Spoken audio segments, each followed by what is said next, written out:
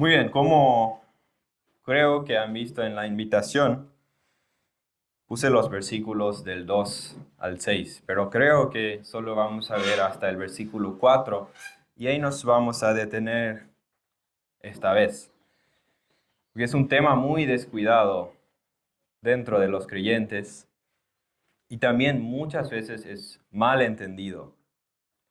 Y hoy queremos ver cómo el Evangelio afecta nuestra vida del creyente. ¿Y cómo afecta? El Evangelio afecta nuestra vida de oración. En los versículos 5 al 6, la próxima, vamos a ver cómo el Evangelio afecta la conversación que tenemos los creyentes con los de afuera. Entonces, qué tipo de conversaciones deben caracterizar a una persona que ha sido regenerada por la gracia de Dios?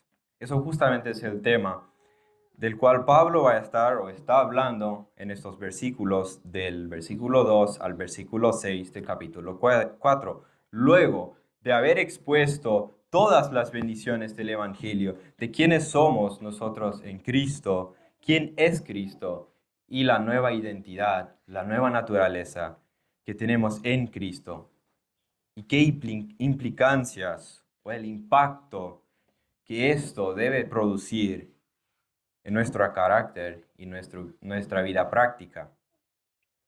Entonces, en el contexto, vimos la semana pasada,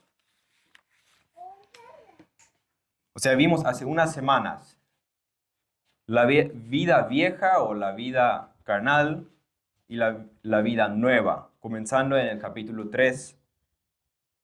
Después vimos la semana pasada las relaciones del nuevo hombre en el matrimonio, la esposa con el esposo con la esposa. Vimos la relación de hijos y padres, de los amos y de los siervos. Y hoy vamos a estar viendo justamente qué implica el Evangelio en nuestras conversaciones. Y esa oración que vamos a ver, esa oración contrasta notablemente con las oraciones fáciles y egoístas de nuestros días. Gran parte de la iglesia contemporánea ha perdido la reverencia hacia Dios. A menudo se piensa de Dios como un cajero automático. Si oprimes el código correcto, está obligado a darte lo que pides. Entonces, en la época de Malaquías, el Señor preguntó a los sacerdotes de su tiempo lo siguiente en el capítulo 1, versículo 6. El hijo honra al padre y el siervo a su señor. Sí, pues soy yo padre. ¿Dónde está mi honra? Y si soy señor, ¿dónde está mi temor?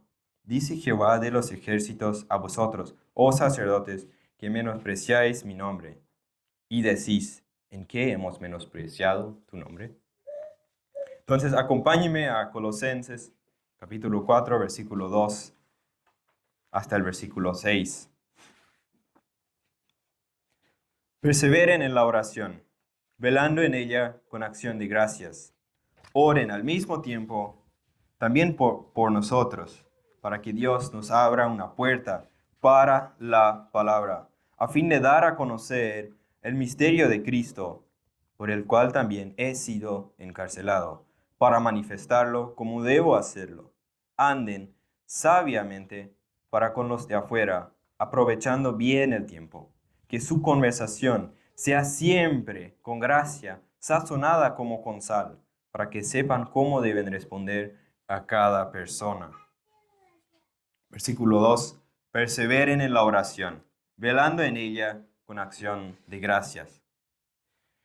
Entonces, la oración en nuestra vida es tan importante en la vida del creyente como es vital la respiración para estar con vida. Sin respirar no podemos vivir.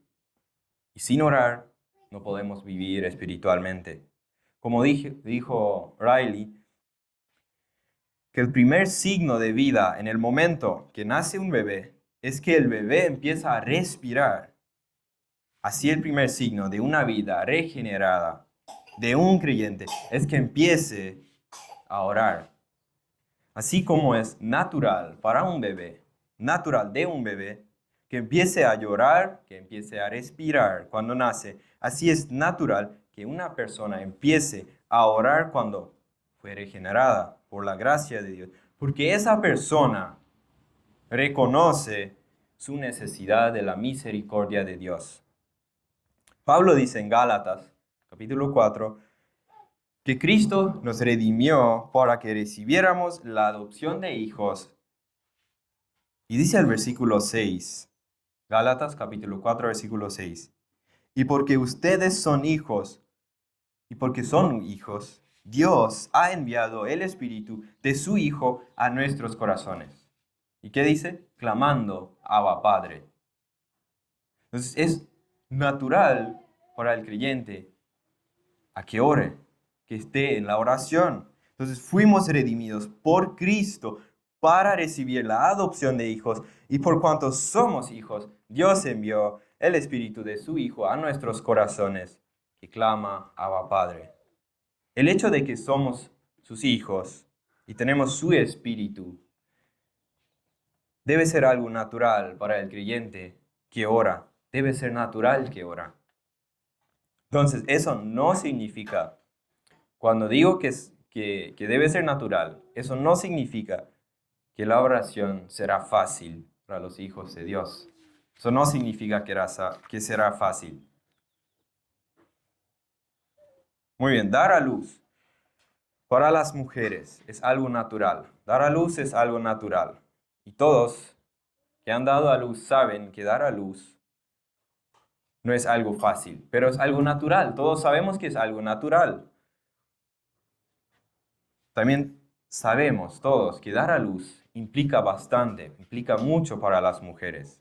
Entonces, la oración en nuestra vida es algo natural para el creyente, pero no necesariamente va a ser fácil. Y sería bueno aclarar algo acerca de la oración. Como solemos ver en los miércoles, los atributos de Dios, nos acordamos que hemos visto la soberanía de Dios. Entonces, Dios es soberano. Él hace lo que le place, vimos en el Salmo 135.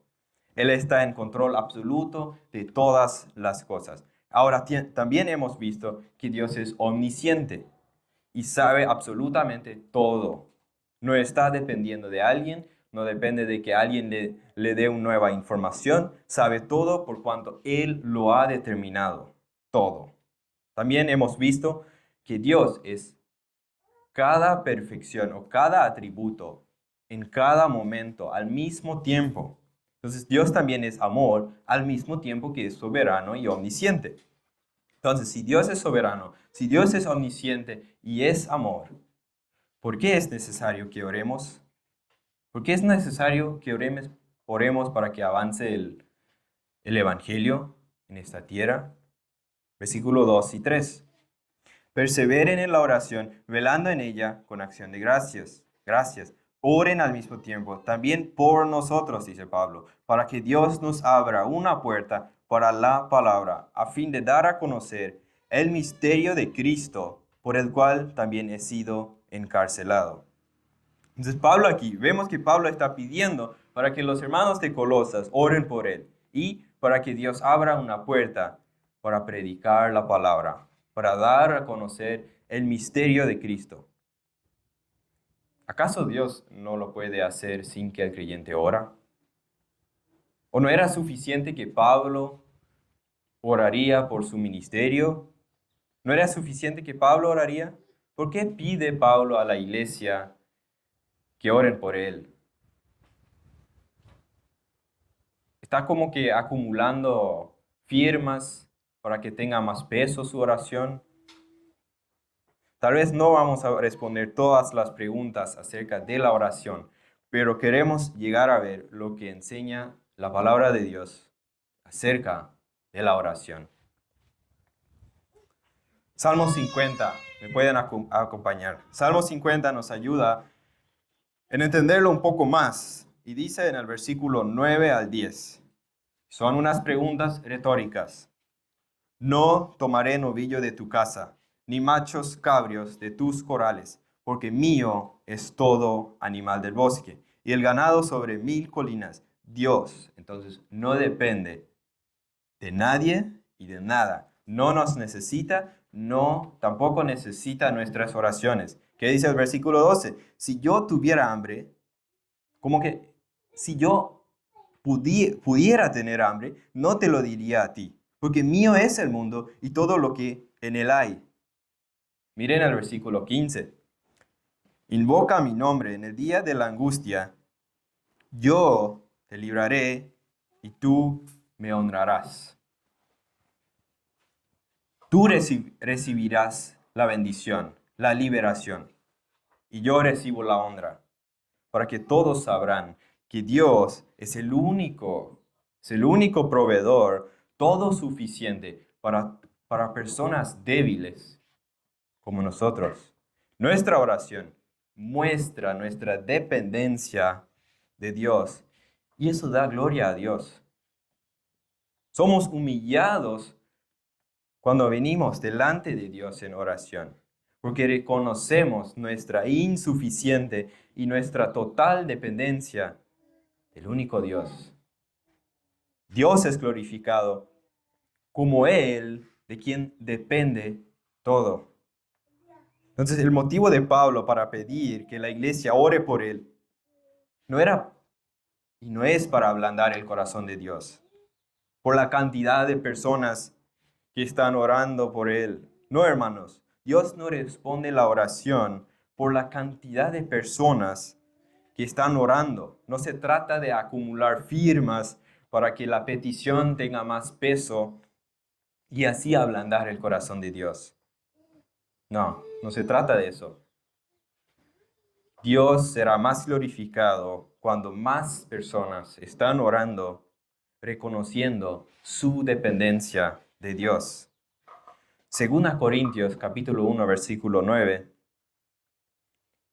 dice Pablo así: pero tuvimos en nosotros mismos sentencia de muerte, para que no confiésemos en nosotros mismos, sino en Dios, que resucita a los muertos, el cual nos libró y nos libra, en quien esperamos que aún nos librará de tan grande muerte, cooperando también vosotros a favor nuestro con la oración, para que, escuchen, para que por muchas personas sean dadas gracias a favor nuestro por el don concedido a nosotros por medio de muchos.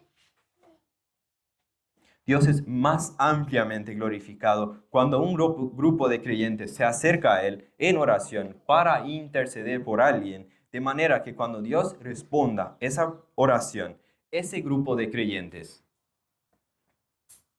ahora le van a dar gracias.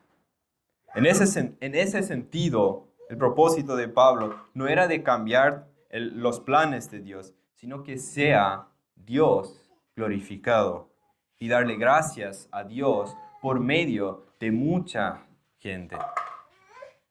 Versículo 2, perseveren en la oración, velando en ella con acción de gracias. Perseverar significa ser constante o permanecer. Eso es sin importar las circunstancias. Entonces Pablo insta a los hermanos a permanecer en la oración constantemente. Entonces Pablo no se refiere a orar por solo un momento dado y después, ya que cuando pase el tiempo, cuando pasen meses, años, ya dejar de orar. Es seguir orando aun cuando no vemos diferencia, aun cuando no vemos diferencia.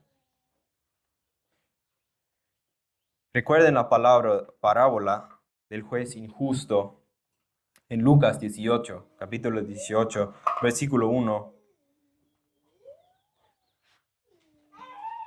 Jesús les contó, dice el versículo 1, una parábola para enseñarles que ellos debían orar en todo tiempo y no desfallecer.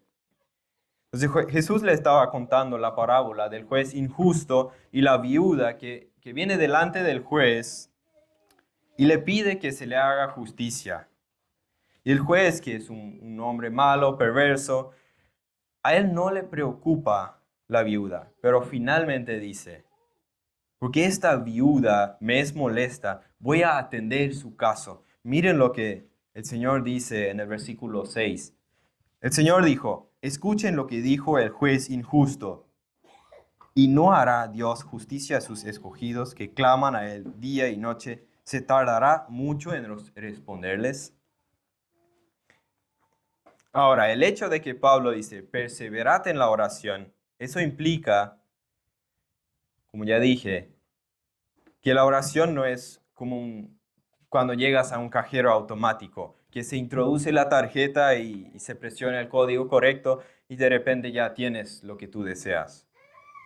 Sí hay ocasiones en las que Dios responde inmediatamente. Cuando Pedro estaba en la cárcel, en Hechos 12, dice Lucas que la iglesia estaba en oración esa noche por Pedro y en esa misma noche Dios liberó a Pedro. Pero eso no siempre ocurre así. Y de ahí perseverar en la oración. Dios nos hace perseverar o esperar. Por ejemplo, vemos en la vida de Moisés intercediendo por el pueblo de Israel, vez tras vez ante Dios. Vemos a Abraham rogando por Sodoma. Vemos a la viuda clamando justicia ante el juez injusto. Y también en Lucas 11, después de que Jesús enseñara a los discípulos a orar, les enseñó el Padre Nuestro, les habló del amigo que viene de medianoche a pedir a su amigo panes y que al final dijo, él insta, vuelve a preguntar, y en el versículo 8 les digo que aunque no se levante a darle algo por ser su amigo, no obstante, por su importunidad se levantará y le dará cuanto necesite. Entonces, todos estos personajes habían reconocido que no tenían otro lugar a donde ir, no tenían otro lugar en donde acudir. Es solo Dios que puede suplir las necesidades. Es solo a Dios que podemos acudir confiadamente. No hay otro lugar. Velando en ella, dice Pablo, velando en la oración, significa estar despiertos. Esto tal vez nos recuerda al acontecimiento en Getsemaní, cuando Jesús les manda a los discípulos a que velen con él, cuando su alma, dice, estaba muy afligida, y luego que Jesús volvió a los discípulos, los halló durmiendo, y dijo a Pedro, ¿con qué no pudieran velar una hora junto a mí? Velen y oren, para que no entren en tentación. El espíritu está dispuesto, pero la carne es débil. Entonces es imposible orar mientras duermes. Pero la idea de Pablo aquí va mucho más allá de solo el simple hecho de estar alerta para no dormirse. Ahora, cuando nosotros pensamos en estar alertas o estar velando, ¿en qué pensamos? Como un guardia que está vigilando una ciudad, está prestando atención a todo lo que está pasando a su alrededor. Así debemos estar atentos y velando. Y eso implica varias cosas. Eso significa que yo voy en oración delante de Dios consciente de mis necesidades, necesidades de otros y del peligro también que amenaza a la iglesia. Dice Primera de Pedro, capítulo 5, versículo 8, sean de espíritu sobrio, estén alerta. Su adversario, el diablo, anda al acecho como león rugiente, buscando a quien devorar. Entonces el enemigo anda alrededor buscando a quien devorar. Hermanos, no estamos en una excursión. No estamos de vacaciones aquí en la tierra. Estamos en una guerra espiritual. Velen en la oración. También debemos estar conscientes de las bendiciones que hemos recibido en Cristo, porque Pablo dice en el versículo, velando en ella con acción de gracias. Y finalmente podríamos decir, conscientes de la voluntad de Dios. Eso significa orar en la voluntad de Dios. Todo lo que a Dios glorifica. Entonces, una persona que viene a orar consciente de sus necesidades, conscientes de las necesidades de otros, conscientes de la amenaza contra la iglesia y conscientes de las bendiciones que hemos recibido de Dios y también conscientes de la voluntad de Dios. A esa persona nunca van a faltar motivos de oración. Nunca le van a faltar motivos de oración. A veces oramos, pero realmente no estamos atentos y conscientes de qué es lo que oramos. Debemos estar atentos y despiertos en la oración, conscientes, pero también precisos. Es con un sentido de urgencia. Entonces, debemos orar con perseverancia, debemos orar velando en ella, despiertos, y también debemos orar con acciones de gracias. Y esa es la quinta vez que Pablo habla de la acción de gracias en esta breve carta. Vayan al capítulo 1, versículo 12. Rápidamente voy a leer estos versículos. Con gozo, dando gracias al Padre, que nos ha capacitado para compartir la herencia de los santos en la luz. Versículo 6 del capítulo 2.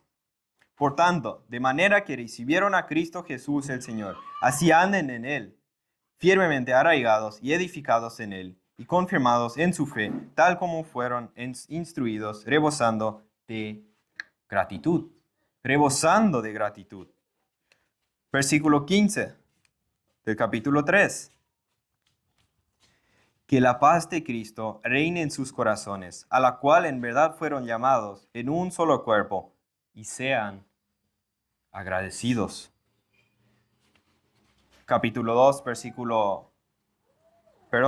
4, versículo 2, perseveren en la oración, velando en ella con acción de gracias. Den gracias a Dios. Con acción de gracias, dice Pablo. Debemos dar gracias porque ya hemos recibido todas las bendiciones en Cristo. Hemos sido justificados por gracia. Hemos sido reconciliados con Dios. Ya no hay esa enemistad. Hermanos, somos coherederos con Cristo. Estaremos compartiendo su gloria en su presencia. Como dice Efesios capítulo 1, versículo 3, bendito sea el Dios y Padre de nuestro Señor Jesucristo, que nos ha bendecido con toda bendición espiritual en los lugares celestiales en Cristo. Hemos sido bendecidos con todas bendiciones espirituales. Den gracias a Dios. Romanos capítulo 8, versículo 32. Él,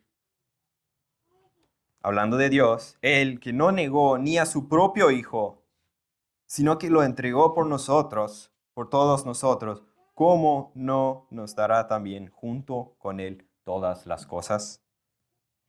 Cuando tú vas a orar la próxima, piensa en eso, piensa en lo que Dios ya hizo a tu favor. Piensa en eso. Todos nos dio todo en el versículo que acabé de leer. Es el mismo todos que Pablo usa en el versículo 32 de Romanos. Y sabemos, dice así, el versículo 28 dice así, y sabemos que para los que aman a Dios, todas las cosas cooperan para bien. Esto es, para los que son llamados conforme a su propósito. Esas todas las cosas, son todas las cosas por el propósito por el que fuimos escogidos y elegidos. Y ese propósito es hacernos conforme a la imagen de su Hijo. Tenemos bastante de qué agradecer. O mejor dicho, toda nuestra vida debe ser en gratitud hacia Dios. Dice Filipenses capítulo 4, versículo 6, por nada estén afanosos, antes bien, en todo, mediante oración y súplica con acción de gracias, sean dadas a conocer sus peticiones delante de Dios. Cuando estamos conscientes de todas las razones por las que debemos darle gracias a Dios, dice Pablo en el versículo 7, Filipenses capítulo 4, versículo 7, y la paz de Dios, que sobrepasa todo entendimiento, guardará sus corazones y su mente en Cristo Jesús. Entonces, ¿cómo debemos orar? Pablo dice, con perseverancia, con todos los sentidos espirituales, con todos los sentidos alertas y con acciones de gracias, un corazón agradecido. Versículo 3, oren al mismo tiempo, también por nosotros, para que Dios nos abra una puerta para la palabra, a fin de dar a conocer el misterio de Cristo, por el cual también he sido encarcelado. Entonces, recuerden que Pablo escribió esta carta estando preso. Sin embargo, su preocupación sigue siendo el avance del Evangelio. Pablo no pide a Dios que le saque de la cárcel o de las cadenas para que Dios abra puertas para que él pueda estar libre. Pablo pide a estos creyentes para que oren, para que Dios abra puertas para el Evangelio, para que Dios le dé oportunidades de predicar el Evangelio. Y Filipenses, que también es una carta escrito más o menos al mismo tiempo, no sabemos bien la cronológica, pero dice Filipenses capítulo 1, versículo 12 al 14. Quiero que sepáis, hermanos, que las cosas que me han sucedido, Pablo en la prisión, las cosas que me han sucedido han redundando más bien para el progreso del Evangelio, de tal manera que mis prisiones se han hecho patentes en Cristo en todo el pretorio y a todos los demás. Y la mayoría de los hermanos, cobrando ánimo en el Señor con mis prisiones, se atreven mucho más a hablar la palabra sin temor. ¿Qué hace Pablo estando preso? Predicando el Evangelio. El encarcelamiento de Pablo no significó el fin de su ministerio. Fue durante ese periodo que escribió Colosenses, escribió Efesios, Filipenses y Filemón. También él evangelizó a la turba de Jerusalén en Hechos 22, a Félix, Hechos 24, a Herodes Agripa, Hechos 26, los soldados romanos, como vimos en Filipenses capítulo 1, y también los miembros de la casa de César, Filipenses capítulo 4, versículo 22. Y en Hechos 28, versículo 30 al 31, vemos un resumen del tiempo en que Pablo estaba preso los 2 años. Dice así el versículo 30 al 31. Pablo se quedó por 2 años enteros en la habitación que alquilaba y recibía a todos los que iban a verlo, predicando el reino de Dios y enseñando todo lo concerniente al Señor Jesucristo con toda libertad, sin estorbo. ¿Qué hace Pablo? Predica el Evangelio. Y vemos en Colosenses que Pablo pide a estos hermanos a que oren por él y que Dios abra puertas o para que Dios dé oportunidades de predicar el Evangelio. Pero también al mismo tiempo vemos cómo Dios obró y dio oportunidades para compartir el Evangelio. Pablo dice, predicar el misterio de Cristo. El versículo 3. Ahora, Pablo no hace referencia a alguna enseñanza mística, alguna enseñanza misteriosa que era dado a conocer solo a algún grupo específico. Pablo se refiere a predicar el Evangelio de Cristo, una verdad que no fue revelada por completo en el Antiguo Testamento, pero que ahora en el Nuevo Testamento ha sido revelado. El misterio de Cristo se refiere a la obra de salvación de Cristo, que Dios ha llevado a cabo a través de la encarnación de su Hijo, la muerte y resurrección de Cristo, la obra de salvación. Entonces, ¿qué significa, según Pablo, predicar el Evangelio? ¿Dar mi testimonio? No, eso no es predicar el Evangelio. Compartir mi testimonio no es predicar el Evangelio. Experiencias no son el Evangelio. ¿Qué es evangelizar? Evangelizar es dar a conocer el misterio de Cristo, dice Pablo. Es dar a conocer el plan de salvación de Dios para salvación, el cual tiene en su centro o es Cristo mismo, el Dios encarnado y toda su obra de salvación. Y fue por proclamar este evangelio que Pablo terminó preso. Versículo 3 dice, por el cual he sido encarcelado. ¿Qué nos enseña eso? Que Dios nos promete librarnos de dificultades, ¿no? No, Dios no nos promete librarnos de dificultades estando en su voluntad. No nos promete librarnos de dificultades, pero sí Él nos va a proteger en medio de la dificultad, pero no nos librará de la dificultad. Filipenses, capítulo 4, versículo 19, dice así, mi Dios, pues, suplirá todo lo que os falte conforme a sus riquezas en gloria en Cristo Jesús. Pablo está diciendo que Dios suplirá todas sus necesidades conforme a su riqueza en gloria. Un carro nuevo, ¿no? No. Ahora lean el versículo también conmigo, lean el versículo 12. Capítulo 4, versículo 12. Sé vivir humildemente y sé tener abundancia. En todo y por todo estoy enseñado. Así para estar saciado como para tener hambre. Así para tener abundancia como para padecer necesidad. Todo lo puedo en Cristo que me fortalece. No, Dios suplirá todas las necesidades que nos falte. Sí, Él suplirá todo lo que nos falte, pero a veces lo que nos falta son dificultades. A veces lo que nos falta son dificultades, porque a través de esas dificultades nos está guiando a la semejanza de Cristo.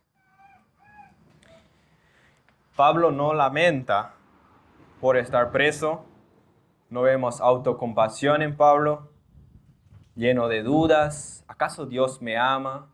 ¿Por qué debo sufrir todo? Pablo veía su encarcelamiento como algo que Dios soberanamente había guiado, había ordenado. ¿Qué habíamos visto en Hechos 28? Pablo se quedó por 2 años enteros en la habitación y recibía a todos los que iban a verlo predicando el reino de Dios y enseñando todo lo concerniente al Señor Jesucristo con toda libertad, sin estorbo. Entonces Pablo no solo pide a que oren por él para que Dios le dé oportunidades, sino Pablo pide a los hermanos que oren por él para que él pudiera predicar el evangelio con claridad. Dice John MacArthur que el evangelio debe ser proclamado con claridad y valentía, con sabiduría y con gracia. Dice el versículo 4, para manifestarlo como debo hacerlo.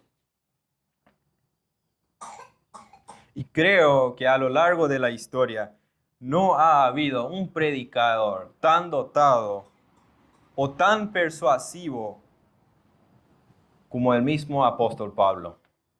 Pero aquí vemos a Pablo pidiendo a creyentes comunes y corrientes a que oren por él, para que él pueda predicar el evangelio, para que él pueda predicar con claridad. Oren a Dios, para que cuando predica el evangelio pueda predicarlo con palabras entendibles y claras, de tal manera que los que me escuchan puedan entender el mensaje. Eso es básicamente lo que dice Pablo. Dice Efesios capítulo 6, versículo 19, oren también por mí. Otra vez Pablo, oren también por mí, para que me sea dada la palabra al abrir mi boca, a fin de dar a conocer sin temor el misterio del evangelio, por el cual soy embajador en cadenas, que al proclamarlo hable sin temor como debo hablar. Otra vez, oren por mí, dice Pablo, para que me sea dada la palabra. ¿Y eso qué? Sin temor. Uno sabe ya de antemano que predicar la palabra va a levantar problemas. Eso ya sabemos de antemano. Y eso muchas veces da temor. Cuando tú sabes al predicar que vas a ofender a ciertas personas. Pablo pide para que oren por él, para que pueda predicar la palabra sin temor. Que hable sin temor de los hombres. Y eso debemos pedir nosotros como pastores. Oren por nosotros. No somos exentos de tentaciones. ¿Cuántos predicadores vemos en estos días predicando, promoviendo no el evangelio y no la gloria de Dios, sino su propia fama, predicando un mensaje que no es el evangelio, que le gusta escuchar a multitudes, predican un evangelio que se centra en el yo? Oren por nosotros, hermanos. Cada pastor necesita que la iglesia ore por él, para que prediquemos la palabra con claridad, para que aprovechemos esas oportunidades para predicar el evangelio, para la salvación de los no creyentes, para la edificación de la iglesia, para que Cristo sea glorificado. Oren por nosotros. Dice Sugel Michelén, predicar la palabra con claridad no es una tarea fácil. En vez de predicar con claridad y sencillez, damos a veces una prédica que solo algunos entienden. Oren por sus pastores para que prediquen la palabra con palabras sencillas. Dijo Spurgeon una vez que Cristo no nos llamó a alimentar jirafas, poniendo la comida en un estante muy alto debido a un lenguaje muy fino. No, Cristo nos llamó a alimentar ovejas. Entonces, concluimos estos versículos. Perseveren en la oración. Eso implica permanecer en la oración, aun cuando no vemos cambios. Somos llamados a orar en todo tiempo, sin cesar, sin parar. Hermanos, oremos por cosas premeditadas y oremos conscientes de qué es lo que estamos orando. Ora por tu familia. Oremos por las necesidades de los hermanos, por la iglesia. Oren por otras iglesias. Oren por las misiones, para que Dios envíe obreros, para que avance el evangelio. Oren por oportunidades de predicar el evangelio, para que Dios abra corazones, para que personas puedan reconocer su miseria, y también oren por nosotros. Como dice Pablo en el versículo 3 y 4, oren al mismo tiempo también por nosotros, para que Dios nos abra una puerta para la palabra, a fin de dar a conocer el misterio de Cristo, por el cual también he sido encarcelado para manifestarlo como debo hacerlo. Y den gracias a Dios con un corazón agradecido. Hermanos, la oración no se trata de mirarnos a nosotros mismos. No se trata de mirarnos a nosotros y buscar en nosotros, mediante la oración, buscar fuerza en nosotros, ánimo, gozo, paz y autocontrol. No. En cambio, la oración se trata de levantar la vista hacia nuestro gran sumo sacerdote Jesucristo, que está en los cielos. En la oración expresamos que necesitamos a Dios, clamando que deseamos más de Él. Rogamos que nos ayude y guíe, porque sabemos que separados de Él, nada podemos hacer. Amén. La próxima estaremos viendo, y creo que terminamos la próxima, la carta, estaremos viendo qué implica el Evangelio de Cristo en nuestra manera de tratar a los de afuera, o nuestra manera de conversar con los de afuera, y cómo nos conduciremos sabiamente con ellos. Oremos. Señor, te alabamos.